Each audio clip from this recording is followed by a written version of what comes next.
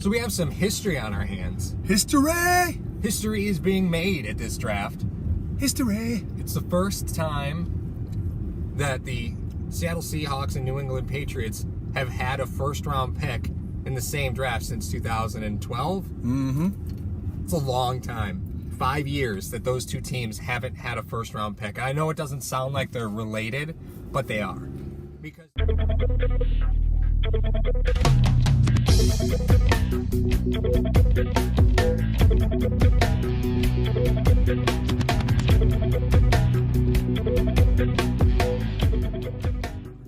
Because Seattle went bananas drafting guys and rolling over cap money, and then re-signing all the guys that they had drafted.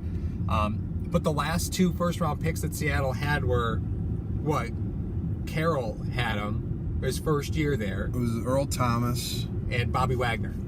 I looked at it again. I think Wagner was a second-rounder. I couldn't remember who the other first-round pick was. Even so. However, even more shocking than that was New England. Over the past decade, they've only held 6 first-round picks. 2 are still with the team. McCourty and Malcolm Brown. Oh, my God. 2. And I believe 2 of those, of the 4 remaining. Yeah. It's a lot of math. Yeah. 2 of the 4 remaining played their rookie deal, and then they got rid of them. Okay. Chandler Jones? Yep. Oh, no, Jamie Collins was a second-rounder. I can't remember who the other one was. But I digress. But this Either way, they haven't hit on a first-round pick in forever. And they didn't need to. No. If you look at the history of the New England Patriots, I know it's not a comfortable thing to do if you're a Bills fan. However, their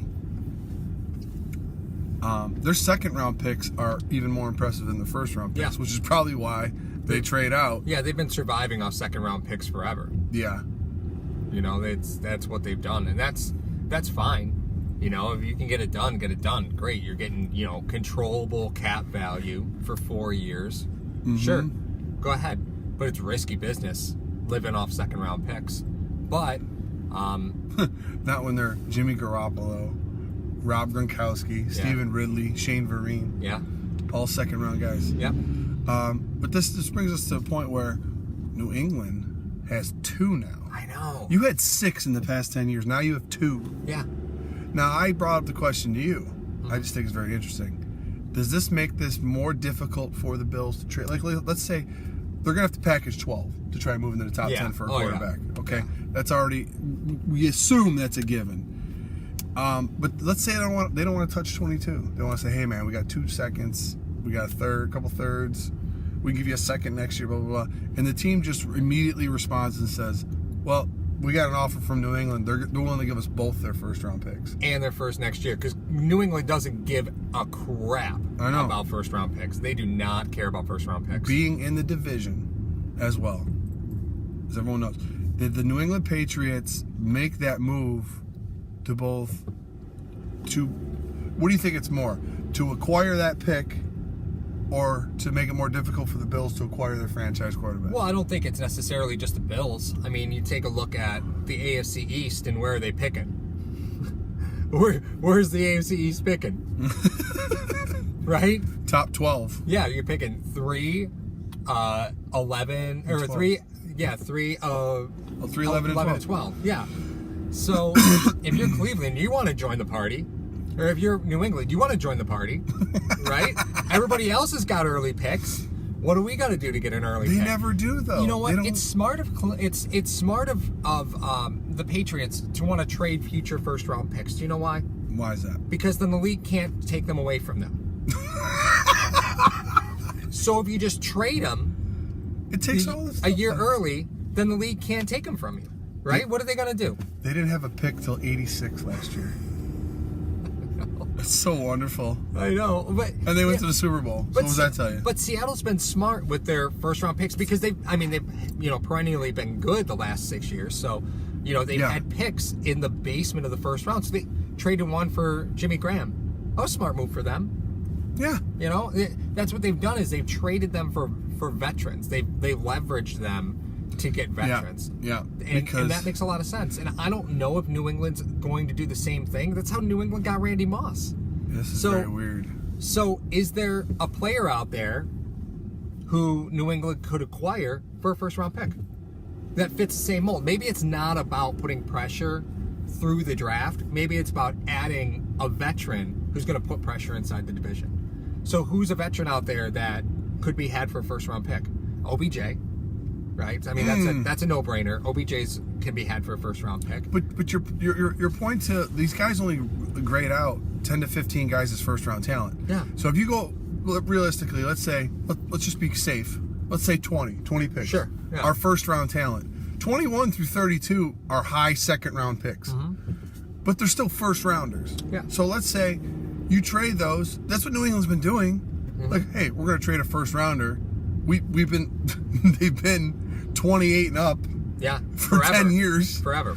You know, they're like, let's just trade this. It's more valuable to them. We'll get another second round, another third round, or maybe a player that I can fit in my system. Mm-hmm.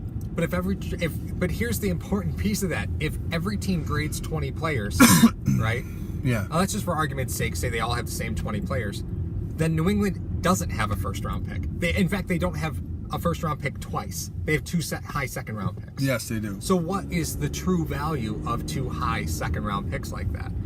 It's an interesting change in the way that we've seen New England do business, but I'm not convinced that it's to put pressure on Buffalo as much as it is to try and acquire veterans to come in and fill out their roster. So, I mean, you're looking at Gronkowski. Gronkowski's, there's, turmoil there. Are they looking at adding a tight end? But, I mean, at that draft spot, they'll be able to get a first-round tight end. Yeah. Where they are. They'll be able to get a good. They could have got one at 32, at 31. Yeah, they probably could have. I don't understand. I think it's more. I think it could be a little bit of both. I think they're really they made life. If the Jets already didn't make life difficult, the New England Patriots did. Sure. In doing that, they could be saying, "Hey, listen, we're going to trade you both of our first and a first next year for OBJ." That's too much. They'd only need one. The Giants would trade him for one. They'd trade him for one. No, they said they did 2 picks plus. Not on draft day, brah. Bruh. So, let's just, for argument's sake, let's just say, because this is a fun conversation, right? Let's say at 6, 8. We'll go 8. Okay. Let's say at 8, New England acquires the 8th pick for both first rounds and next year's firsts. What does that do to Miami and Buffalo? They're not going for a QB. Or maybe they are. I don't think I can say that on the air. Maybe they are going for a QB. What it does to them. Yeah.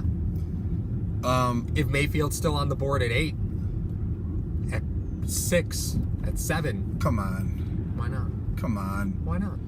I think it's more likely. Best quarterback in the draft, dude. I think it's more likely they'd stay at, 24, 23? Something like that. And draft Mason Rudolph. No. Don't they have enough Ryan Mallets? Didn't they learn their lesson? He's got a 7-yard passing tree. No, it's about accuracy. That's why Garoppolo got drafted. You don't need a strong arm to be in that offense, though. Yeah, I'm not. Yeah, that's fine. I'm just saying that Mayfield is the most accurate passer in this class. So if the dark hoodie is looking for a quarterback, he wants the one that is the most accurate. Execute order. What? So Sith Lord. Good God. You will come to the dark side. If it wasn't for football, we'd have nothing in common. Just want to put that out there. That's very sad. It's very sad that you would say that. Why? What? It's very sad. It's very disheartening that you would say something like that, Paul. God. We had a hell of a friendship. Sip up your fleece and grow a pair. What are you doing crying in your car? It's a Kia. I cry every day I get here. So, New England.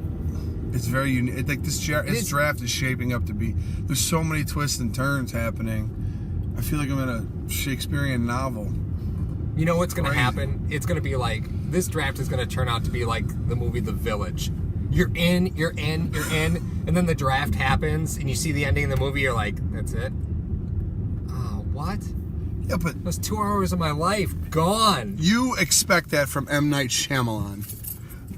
Shamalama Ding Dong. You expect that from him. You're like, oh, God, yeah, this fits with it. I see draft picks.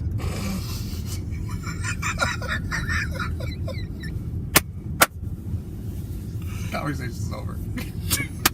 See. Okay. All right. I think we're phenomenal. I see draft.